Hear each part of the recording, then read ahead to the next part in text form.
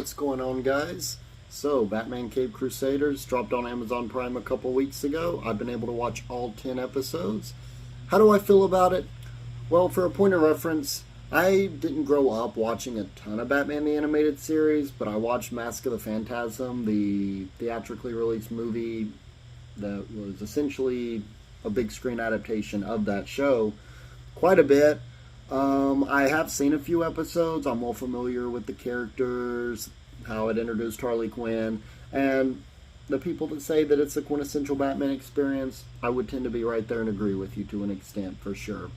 So, in other words, when I heard that Bruce Timm, the creator of that show, was coming back to do Batman Cape Crusader, and joining him was Matt Reeves, who created, in my opinion, one of the best Batman movies ever with 2022's The Batman, and J.J. Abrams, J.J. Abrams is kind of hit or miss, but, in other words, there's three solid to outstanding creators, one of which is well familiar with the animated Batman world, coming back to work on this project.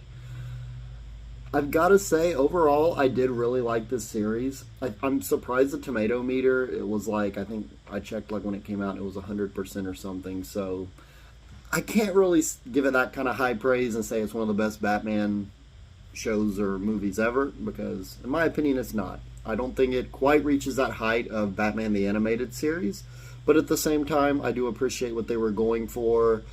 I think Hamish Linklater, I hope I'm saying that name right, I think he does a superb job voicing Bruce Wayne and Batman. The way in which he kind of, I guess the vocals that he uses for his Batman voice would be a good way to put it. It is very similar to Kevin Conroy. You can almost tell that he's trying to pay that homage to him because his voice as Batman was so iconic and it defines so many children, myself included, generation through video games. Obviously, you got the animated show, animated movie. So naturally, you're going to hold him to that standard, and I think he does a really good job. He may not surpass or even come close to Kevin Conroy, but for what it's worth, he does a really good job, and I'm going to give him credit where credit's due in that area. And across the board, I think the voice acting is really good. I mean, Commissioner Gordon, I can't think of the voice actor for him, does a really good job. Same with Barbara Gordon, Harvey Dent, Harley Quinn, Clayface. Each one brings their own kind of personality to that character to really just enrich what you're seeing on the screen. One of the things that I think worked the most about this series is the 40s aesthetic. I remember hearing a couple years ago that they really wanted to make this more like a 40s, 50s kind of story about Batman to keep him away from the computers and all the new gadgets and technology that we've seen for decades now with the character. And I, for the most part, enjoy that. I think that was probably one of the biggest positives I have about this show, was just the way in which it really brought back the noir aspect of the series. It brought it back down to kind of its more classic roots. I think it found a really good balance, too, between feeling like the animated series and like the 70s, 80s run of Batman comics. I just think overall it did a really good job in this area. It's very unique, fresh, stands out amongst, things like, whether you're talking about live action films like The Batman, The Dark Knight, or even animated films recently that are more hit or miss, sure, but nonetheless, I just really appreciated what they were going for, and I think it really worked, and I really hope that they play more into this kind of noir, 40s mystery elements more in future seasons.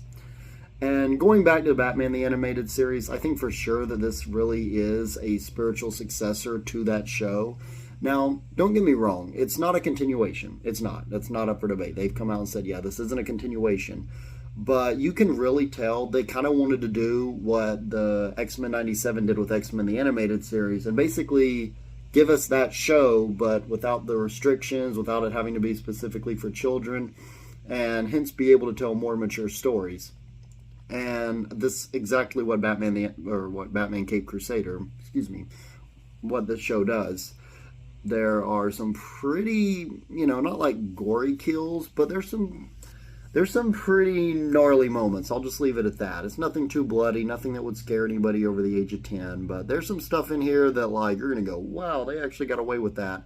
The show is 14, and it's not, again, I'd feel comfortable, I don't have kids, but if I had an 8 or 9 year old, I would feel comfortable watching this show with them. It's nothing too bad in here. But that said, there's still that edge to it, the same way that X-Men 97 had that edge to X-Men the animated series. But unlike that show, this is much more a reboot. It's its own thing in its own universe, world, whatever you want to call it. And I think they found a perfect way to blend Bruce Timm's stylistic and noir approach to the character and the world building with Matt Reeves' emphasis on the detective side of Batman. Because one of the things that I love about the Batman is that we finally get to see Batman be the world's greatest detective in live action. So an element that is so crucial to Batman as a character if you read the comics, play the Arkham games, whatever. But for whatever reason, it's just not explored to its fullest potential in the films or even TV shows. But this just does a really good job at combining both of those elements to create something, in my opinion, that's really fresh and unique. Moving on here, this is kind of a more mixed aspect for me as I got more into the show. Like, at first I was like, I kind of like where they're going with this, but as I got more into it, I will admit it kind of outstayed its welcome. But without giving too much away, because I do want to keep this spoiler free, the perspective of this series is largely shown from the point of view of Gordon, or Jim Gordon, and Barbara Gordon, rather than solely on Batman. And at first, like I said, I was like, okay, I like this. Like, the first few episodes is kind of like, oh, we're observing. Like, it's not like a origin story for Batman. Like, he's been doing this a while, but you can tell he's still new enough to where he hasn't really earned the trust of the cops and whatnot. So they do a good job at kind of making it feel fresh and unique, and that it's kind of the police looking at Batman, and it's from their point of view of like, hey, there's this guy, this is how we perceive him. But as the show went on, for a show that was called Batman Cape Crusader, I gotta say, there wasn't a lot of Batman. Like, Batman doesn't really ever have a meaningful arc or story, which I'm going to get more into when I get more to the straight out negatives. But that was just something that I started out and I was like, you know what, this could actually work. But as it went on, I think it kind of became not a negative, but more mixed. And I hope it's something that they address and maybe correct in a second season that apparently Amazon has already confirmed, which is awesome. I wouldn't mind more of this show at all. And going back to more positive elements, I will say I wasn't ever really sold on Clayface as a potential live-action antagonist for the upcoming Batman movie. Again, that's not something that was confirmed to be in there, but it's been heavily rumored for a while that Clayface was going to appear. And I'm just like, how do you do Clayface right in the Batman? And I don't think I've ever read a Batman comic with Clayface, so I'm mostly thinking about Clayface from like Lego Batman or some other animated shows. But I gotta say, after watching, I think it was the second episode, if I'm not mistaken, about Clayface, I think I would be on board with a very similar interpretation of that character in a film like that. I think they could really pull off a more grounded approach to the character, because they almost make him almost like this serial killer-esque villain, but they do so in a way to where you're like, yeah, that's Clayface, but it also feels grounded. It doesn't feel like they get like too fantastical. And going off to villains another villain that I really liked, I thought Harley Quinn was really cool. Like, they did a really good job, I thought, with that character. They made her out to be this just really almost Jigsaw level villain. Doesn't ever go quite that far, obviously, because again, it's not like it's really meant for adults or older teens or anything. It's kind of still more or less all ages. But you can tell what they're going for, and some of the stuff she does with her captives or whatever, I was like, whoa, they actually went there. That's crazy.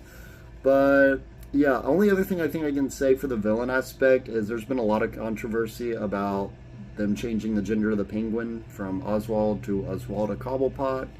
Personally, I don't like getting into these culture wars, and I don't agree with the outrage culture. I really just want to see things on my own and then make an assessment of whether I thought it was necessary or not, or did it work in the overall story. For me, it didn't do anything to break that. It didn't to break the series. I mean, it wasn't terrible. It wasn't completely ruining 80 plus years of Oswald Cobblepot because they make that character a female in one show out of so many Batman projects. So it wasn't anything that made me mad, but I gotta say I wasn't the biggest fan of it. It didn't really feel like it didn't feel earned. I didn't hate it, but it also just didn't really feel like they earned it, if that makes sense. I just feel like it was kind of there, and I'm like, if you're going to make such a bold choice, make it count for something. And I feel like that was an element that they didn't really do in regards to the Penguin. They didn't really change her, I guess, or they didn't change the Penguin up, we'll put it that way, enough to where I feel like they earned the inevitable controversy surrounding it. And then going on to more straight up negatives, the series, again, like I said, it has this very 40s aesthetic and vibe that I think really works in the context of what Bruce Timm and Matt Reeves were going for. But I gotta say, they use some slang in this show that I'm like 95% sure that wasn't used back in the 40s. There's at least a couple instances where a character will say something like, "We're cooked," and I'm like, I know I wasn't alive in the 40s, but I'd be willing to bet that probably wasn't a term used very often, if at all, in the 40s for that specific purpose. But, it just took me out of the immersion. It wasn't anything terrible. It just, kind of threw me off, I guess you could say. And also, kind of what I mentioned earlier, Batman, I feel like, doesn't get a really meaningful character arc in this series. It's a bit frustrating, I'm not going to lie, because when you call your show Batman Cape Crusaders, but Batman gets very little to do in his own show, I mean, don't get me wrong, what we get of Batman is awesome, but from a storytelling perspective, he's probably the fifth main character in regards to actually getting a meaningful or compelling arc. They try to give him this tension, we'd still say, with Alfred, to where he's kind of distant from him. He doesn't really want to talk to Alfred any more than he has to. He's basically using Alfred. And what I'm about to say, I'll go ahead and say right now that it's going to be a spoiler warning, a mild spoiler warning, but if you want to go in completely blind, I would say skip forward about 40 seconds and you should be good. But yeah, at the end of the series, he tells Alfred, like the last line that I think Batman says in this show, or one of the last lines, he finally kind of shows that he respects Alfred. I don't want to get, again, too deep into spoilers because I want to keep it, I'm going to keep the element of surprise there and people to still listen to this video, but it kind of shows that it's been resolved, but they didn't really do a lot to earn that said resolve, which is something that really kind of annoyed me about the way this kind of wannabe Batman story arc played out. But overall, despite my complaints, again, I said they're making a second season. I'm personally excited about it. I didn't love this show as much as some people did. Definitely didn't hate it as much as others did. For me, I think I'm going to go with a solid 7. Maybe a 7.5. No, I'll go 7.5. I think it's a solid Batman show. I think the voice acting's great. Again, I love the 40s aesthetic. I think the world building and the villains are really cool. Most of them, at least. So it's not a bad show, but for this to have Bruce Timm, Matt Reeves, and J.J. Abrams involved, I kind of was expecting a little more. So while I did really like the show, I gotta say I was a bit disappointed by it. But this is definitely something that if they make a second season and they work out some of these kinks, I think this could be a really excellent series overall. So do I recommend checking it out? Yeah, sure. Obviously, like I said, Batman is my #1 superhero, so I was going to check this out regardless. I don't regret it. I have issues with it, sure, but it's still a solid movie or TV series. It's like 20-minute episodes, 10 episodes. It's like a little over 3 hours. You could watch this probably in 1 or 2 sittings, if you got the time for it. I didn't, but you do you, I guess, if you're a binge watcher. But overall, guys, solid show. Enjoyed it. Check it out if you're a Batman fan or a DC fan, or don't. It's fine. Whatever. But if you want to watch this video or leave a like and subscribe, please do. And as always, I will catch you all later.